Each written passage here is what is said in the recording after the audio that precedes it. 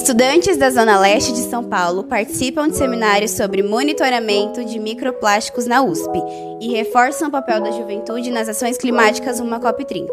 Jovens da EMEF Professor José Mário Pires Azanha participaram do seminário da inauguração do Centro de Referência Céu-Mar, que vai monitorar a poluição marinha e levar dados para a COP30 em Belém.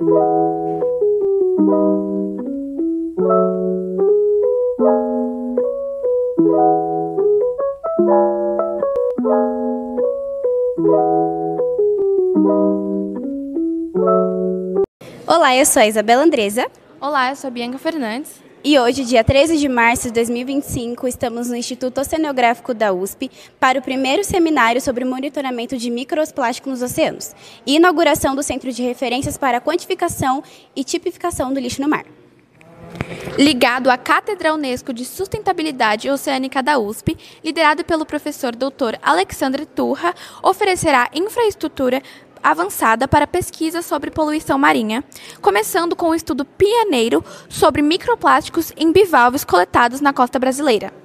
Nós estamos com Alexandre Turra, coordenador da Cátedra Unesco para a Sustentabilidade do Oceano e líder do projeto Céu-Mar, CNPq.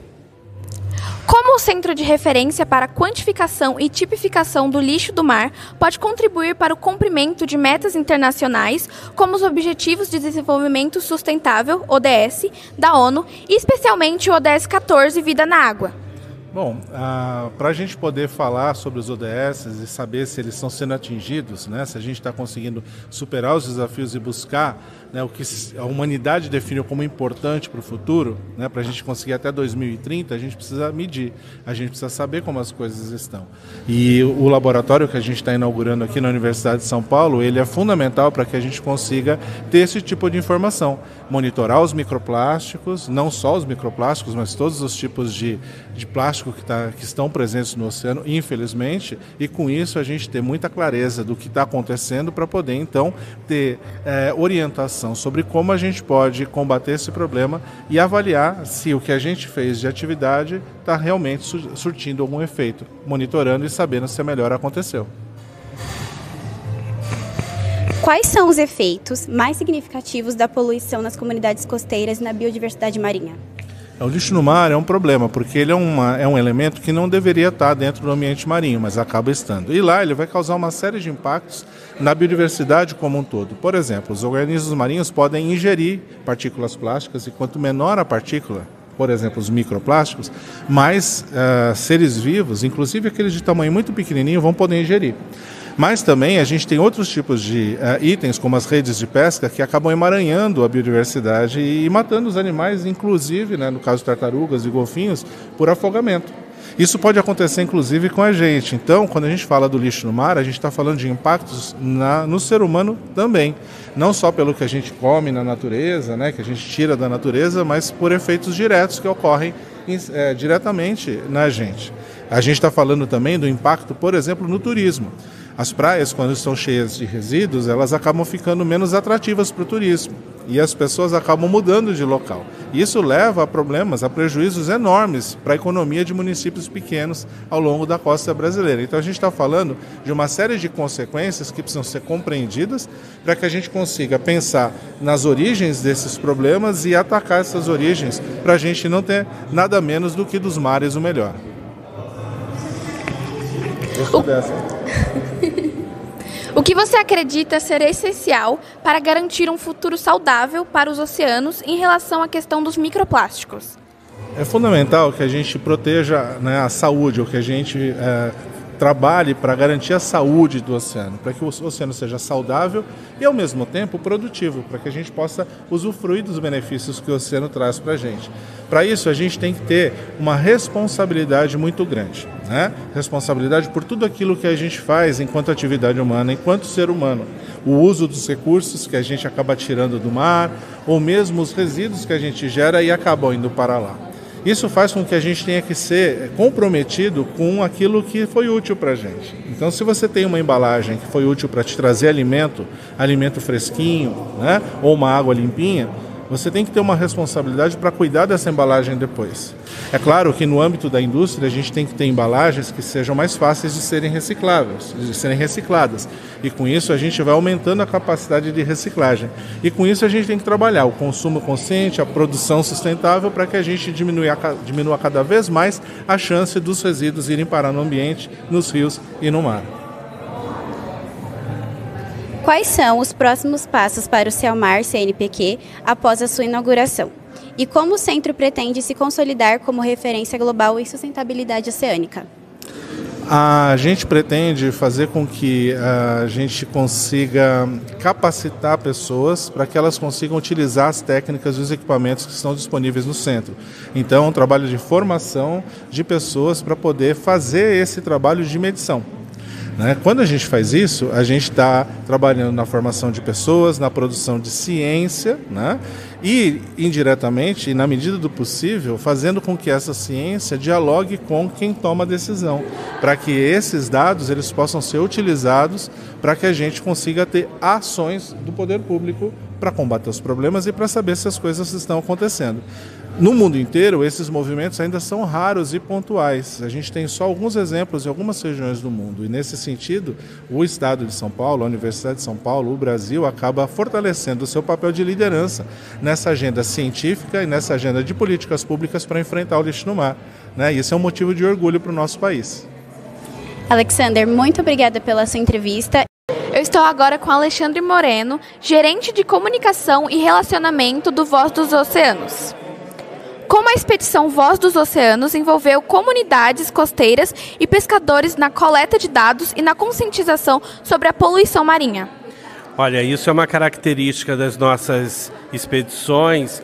A gente tinha 4 tripulantes a bordo, todas mulheres.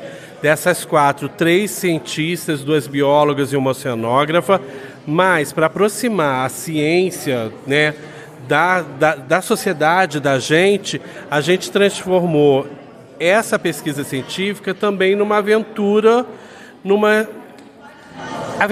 na costa brasileira. Então, a gente tinha a nossa tripulação indo até os mercados, indo até as marisqueiras, aos pescadores para fazer a coleta desse produto representativo e, ao mesmo tempo, a equipe coletando histórias e conhecendo a região, os costumes e projetos ambientais importantes que pudessem inspirar.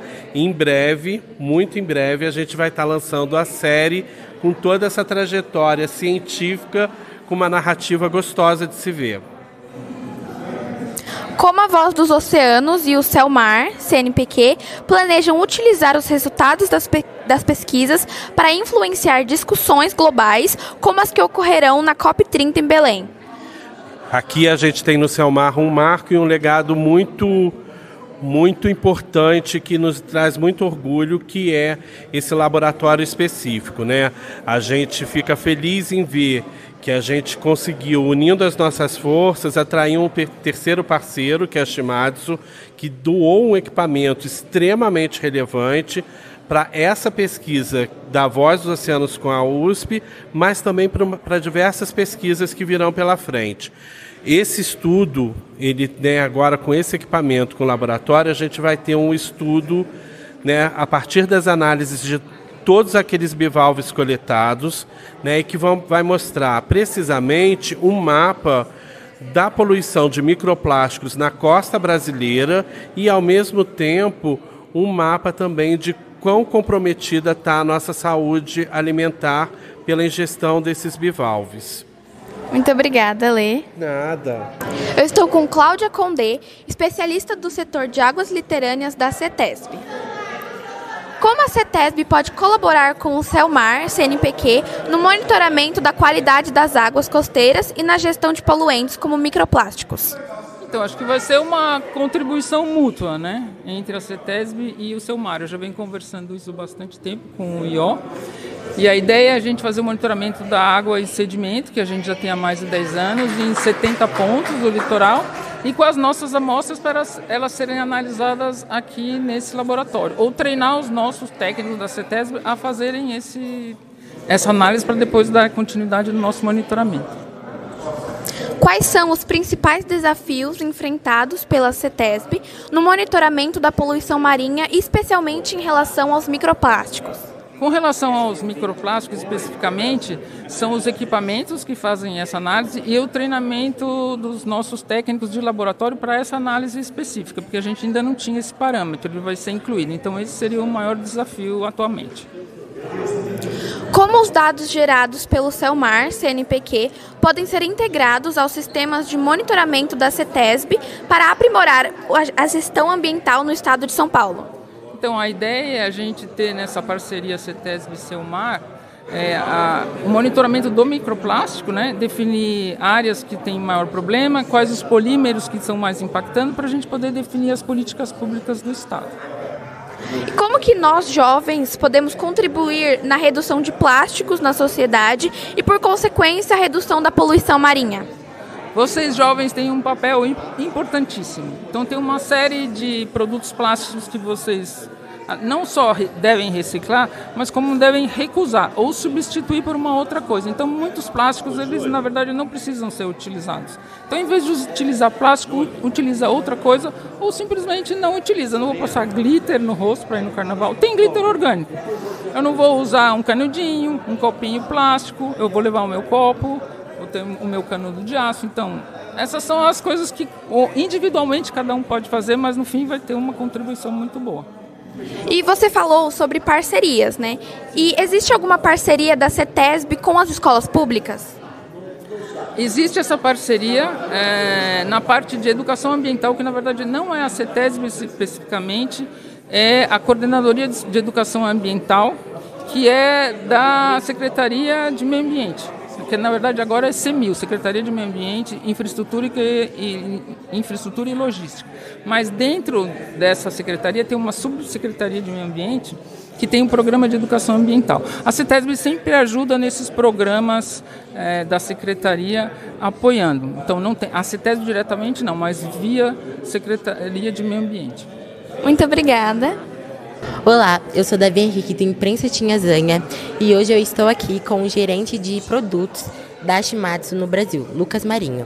A empresa foi responsável pela doação do equipamento de microscopia de última geração, o modelo AirSight, que utiliza tecnologia de infravermelho e Raman.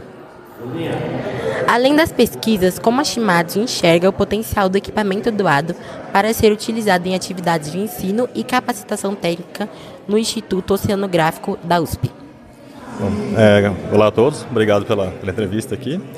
Acredito que com o equipamento na parte laboratorial, você consegue juntar, né, a parte teórica, que é muito bem ensinada na universidade, também com a parte prática do instrumento. Então os alunos vão ter acesso ao instrumento, ver como que ele funciona, quais são as vantagens, o que ele vai poder dar de informação nas pesquisas que estão sendo realizadas no Instituto e também ver as dificuldades que os pesquisadores passam no dia a dia no preparo da amostra, nas análises e também na interpretação dos resultados. Então acho que ele vai contribuir para otimizar ainda mais a eficiência do ensino no país. Como a Shimadzu enxerga o papel da expedição Voz dos Oceanos e do CELMAR CNPq no estímulo ao ensino e à conscientização sobre a poluição marinha entre estudantes e a sociedade em geral? Acho que a expedição consegue dar uma visualização mais também real para a população do problema dos microplásticos, né? Porque uma coisa é você ler em artigos, na parte científica, né, que está muito bem difundido, mas a população real brasileira não tem esse acesso. Então, uma expedição como essa dá uma visualização mais impactante para a sociedade do que um artigo científico publicado, por exemplo. Cada um com a sua importância, mas essa visualização mais midiática, né, mostrando na mídia a expedição, a coleta, toda a parte do Instituto Voz do Oceano mesmo, consegue dar essa visualização mais real, objetiva. Quais são as expectativas da Shimadzu em relação aos resultados das pesquisas que serão realizados no CELMAR? Bom, com os resultados, assim como da resposta anterior, né, acho que você vai conseguir juntar também essas informações, tanto de resultados científicos publicados, né, divulgar essa novidade no meio acadêmico científico, mas também divulgar isso para a sociedade no geral, tendo entrevistas em jornais, em televisões, né, em mídias sociais, mostrando para a sociedade mesmo a aplicação desse instrumento também. Muito obrigado, Lucas.